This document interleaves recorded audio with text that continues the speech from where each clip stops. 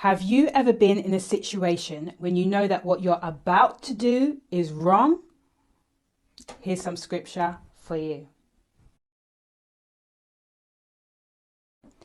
It's Mark chapter 14, verse 38, and it says, "Watch and pray so that you will not fall into temptation. The spirit is willing, but the flesh is weak."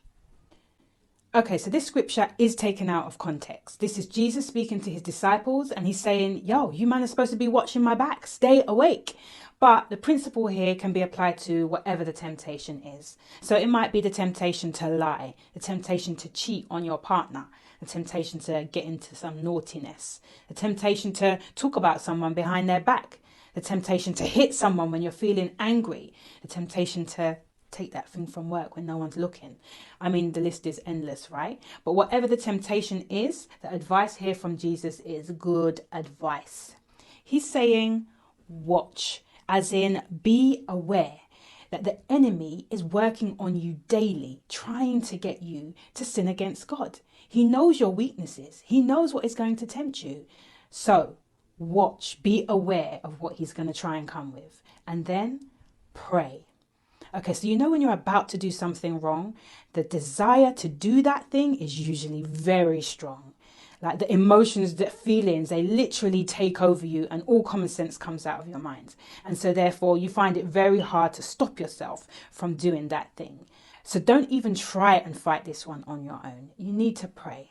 So even if it's just a quick, Lord, help me in this situation, Lord, stop me right now kind of prayer, even if it's praying in your mind quietly, you might even need to call someone and say, I need you to pray for me right now. Whatever words you use and whatever way you decide to do it, you need to pray. You're a Christian and you have made a decision that you don't want to sin against God. You want to live a life that is good and pleasing to the Lord. You have to remind yourself of that in the midst of temptation. Your spirit is willing, but your flesh is weak.